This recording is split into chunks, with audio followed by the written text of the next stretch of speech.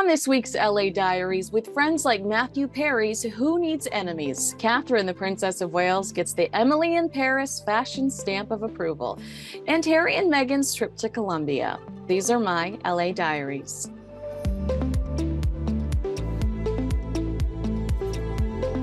Los Angeles was rocked with the news last week that 5 people, including 2 doctors, a live-in assistant, and an alleged drug dealer known as the Ketamine Queen, were arrested in connection with the overdose death of Matthew Perry. An indictment claims that the defendants made tens of thousands of dollars by selling drugs to Perry, despite the Friends star projecting a life of sobriety after the release of his autobiography, Friends, Lovers, and the Big Terrible Thing. The Ketamine Queen and one of the doctors appeared in court on Thursday and pleaded not guilty. The other 3 defendants copped a plea deal, which means they could work with prosecutors to take down the other 2.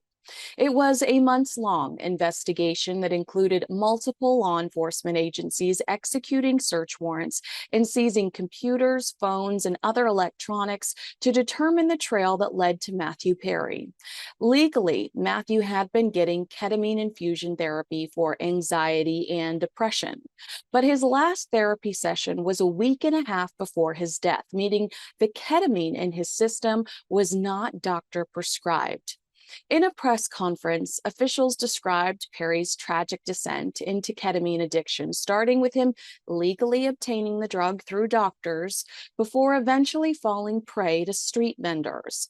The Department of Justice said in a press release that Matthew's live-in assistant has since admitted to repeatedly injecting Perry with ketamine without medical training, including multiple injections the day he died. Court documents allege that his assistant injected Perry with 27 shots of ketamine in just 5 days. Perry's assistant of more than 25 years pleaded guilty to 1 count of conspiracy to distribute ketamine causing death and faces 15 years in prison when sentenced in his federal case.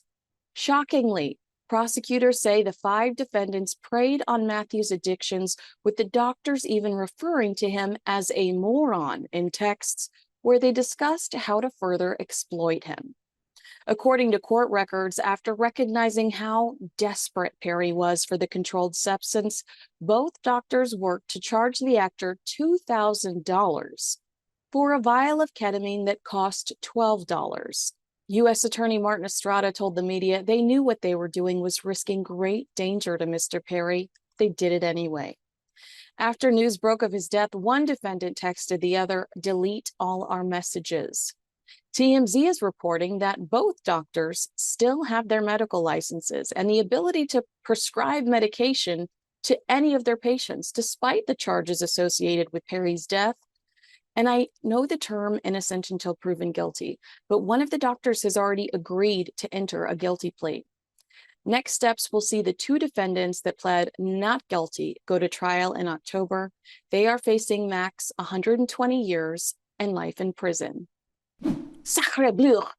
Emily in Paris season 4 part 1 is out now. By the way, why do the masochists at Netflix hit us with a part 1 and part 2? I hate it. Lily Collins as Emily Cooper and Ashley Park as Mindy Chen are back sharing Paris's most romantic sights, fashion delights, and my God, are the men not hard to look at either? Team Gabrielle. Speaking of fashion, on season 4, episode 1, Mindy's boyfriend Nico gives her a not available in stores JVMA couture mini that Barbie might actually kill for. The pink Chanel style dress isn't exactly Mindy's norm, so much so that Emily describes it as a little more Kate Middleton than you normally go. Richard Eden of the Daily Mail pointed out how the shout-out is a reflection of the Princess of Wales's tenacious fashion influence. Under the headline, "Emily's in Paris, but Kate's in style," he drew comparisons to Mindy's JVMA dress versus Catherine's mint Balmain blazer from Wimbledon last year. Despite a low number of Princess Kate sightings this year, Eden notes that Catherine's reputation for style and sophistication has clearly not diminished. Remember when Meghan wanted to make Emily in Paris, but with a dude? Groundbreaking. Emily in Paris season 4 part 2 drops on September 12th. In a scathing article titled Prince Harry at 40, all he does is spend time looking back, the Times reports that a source close to the prince claims Harry desperately wants to be admired like Prince William and Catherine and misses being in Britain. Referred to as a prince in search of a purpose, former aides ask, what is the purpose of Prince Harry? He must be wondering, where do I go from here? Friends told the Times that Prince William does not want Harry to come to his coronation and that the brothers have likely not spoken in almost 2 years, adding they are estranged, which is dreadfully sad. The source called Harry an angry boy, claiming things haven't turned out the way he wanted. I think he misses being over here in Britain desperately and wants to be admired more.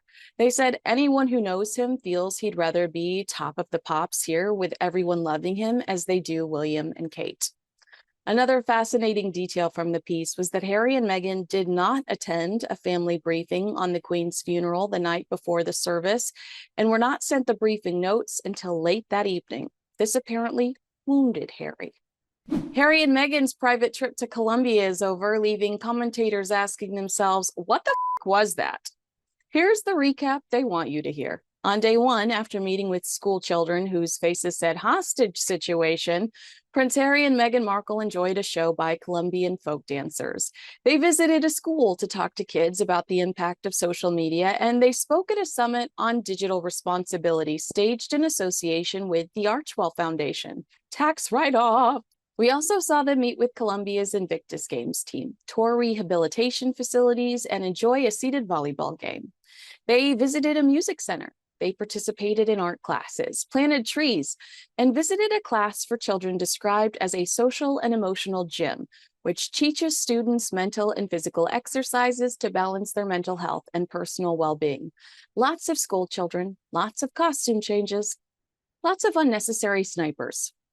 Over the weekend, the Daily Mail reported that 3,000 police, snipers, and a bioterror van were following the couple's every move, quote, despite barely anyone turning up to see them.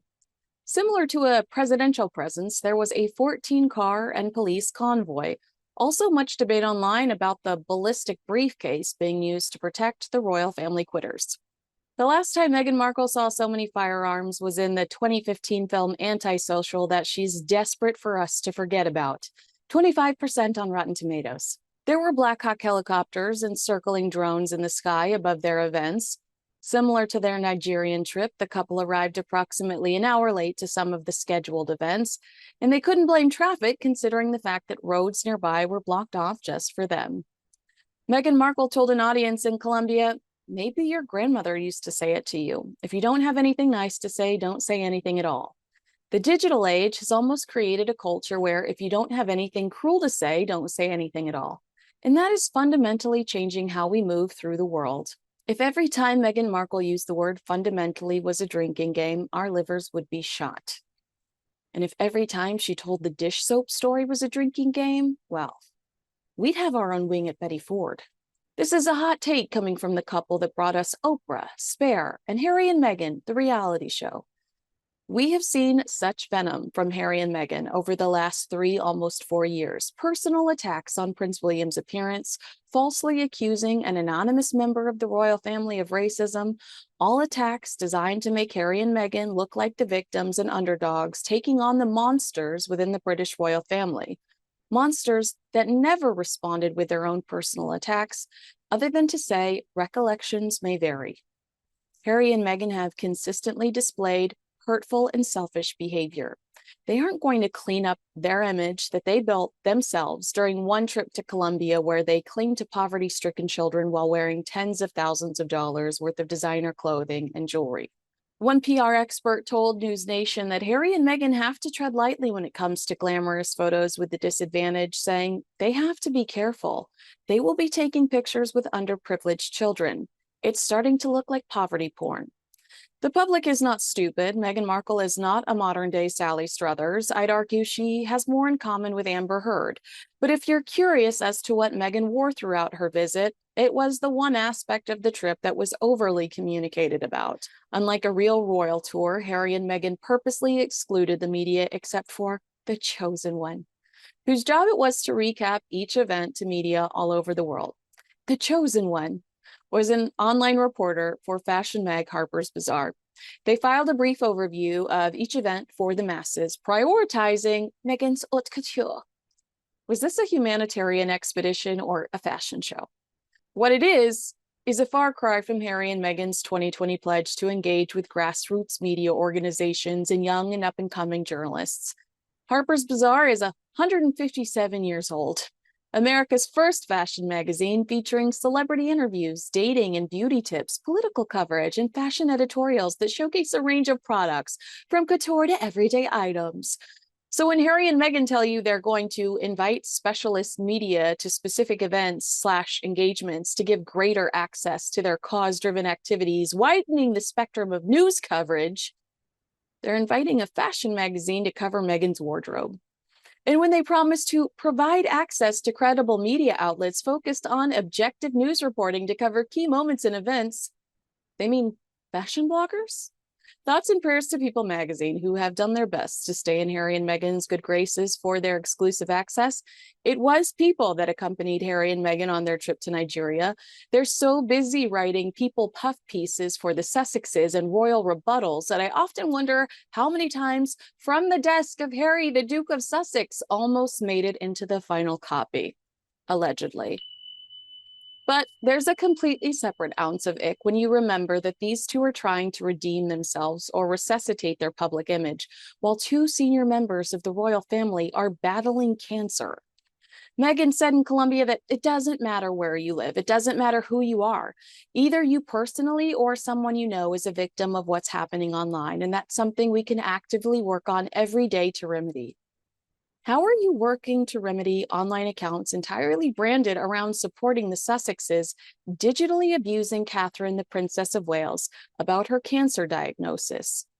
Complaining to CBS about not being believed? How is your fan base any better?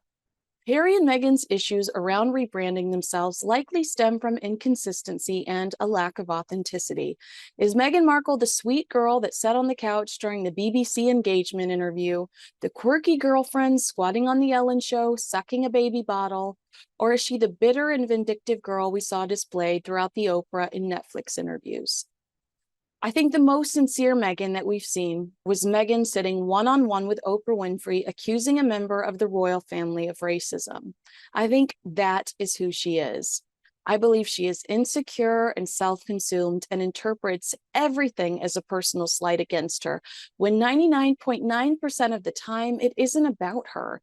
People in the real world just aren't willing to compromise common sense or protocol to cater to Meghan's sensitivity. One News Nation source is quoted as saying, "It's like she's pretending she's of the manor born, but people who really are of the manor don't treat people who work for them like that." A former Sussex employee went as far as to blame Josh Kettler's most recent departure on Meghan herself, despite Kettler being Prince Harry's chief of staff. The source said, "It's Meghan. She's unbearable. She talks down to people and is very condescending." Shocking alleged behavior coming from the president and chief of the Be Kind police. On day 4 of the Colombia trip, whispers circulated of a big finale for Meghan Markle, a powerful speech. And it was the soap story again. If Meghan Markle is going on an international trip where there will be TV cameras or photographers, you can guarantee she is packing two things in her suitcase: her dead mother-in-law's jewelry and the soap story. Honestly, what goes through Prince Harry's mind when she tells that story for the 10,000th time in his presence? It feels like her crutch, like this is a story that she recognizes gives her credibility, completely oblivious to the fact that the only reason she has been invited to the table, Colombia, is because of the man that she married. Listen, literally, no one cares that a little you thought it was sexist to assume that women spend a significant amount of time in the kitchen, so you wrote a letter to the dish soap company complaining about it. Now tell us more about your new cooking show. Will it take place in a kitchen? And don't forget that when she tried to shove this story down Vanity Fair's throat for her 2017 cover story, it could not be verified by the professional fact checker, so editorial refused to run that portion. In Tom Bower's book, Revenge, he claims the anecdote was cut from the cover story after consulting Procter & Gamble and advertising historians. And according to Valentine Lowe's book Courtiers, Meghan later privately accused the publication of racism.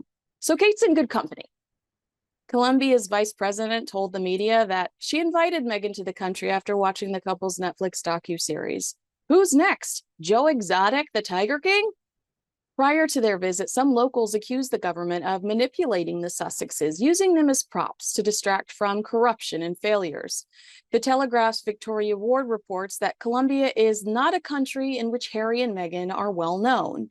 Quote, many, including performers chosen to entertain them, questioned who their VIP guests actually were. Who was Meghan? Asked one.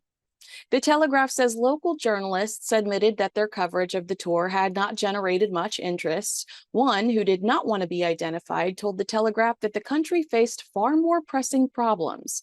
People are expecting the government to address these issues rather than focus on a high-profile event with the Duke and Duchess of Sussex, they said. In the Harry at 40 article, a close friend of Harry's tells The Times he made his decision to leave for his family. That was the right choice and he has no regrets. But did he get what he wanted? No. The perfect scenario was to get what they originally asked for. We'd like to move and still be semi-royals. So they're finding another way of doing it. While most royal watchers recognize this trip as a parade of vanity, some are more fearful of what is to come. Will Harry and Meghan become disruptive diplomatically? I mean, have they already? You can't have rogue, pay-to-play royals willing to show up for the highest bidder or wherever someone is willing to stroke their egos. And as the comments suggest, you agree with me that if they continue to project the half-in, half-out royal life that the Queen denied them, they risk losing their titles. It's dangerous, this game that they're playing. All to keep up with the Joneses, to keep up with the Waleses. Now, if you're looking for resources on how to protect your children online, please visit internetmatters.org. They are a great resource. Protecting your children online is a very important cause, and I do support that. I think that it is important, and if you are looking for additional information, internetmatters.org has some really good resources just for you. If you've made it to the end of this video, comment with a crown emoji or the word Queen so that I can see you. Do Harry and Meghan's private tours affect the working royal family? What do you think? Let me know in the comments below. Make sure you like, subscribe, and share with a friend. Thanks so much for watching. I'm Kinsey Schofield.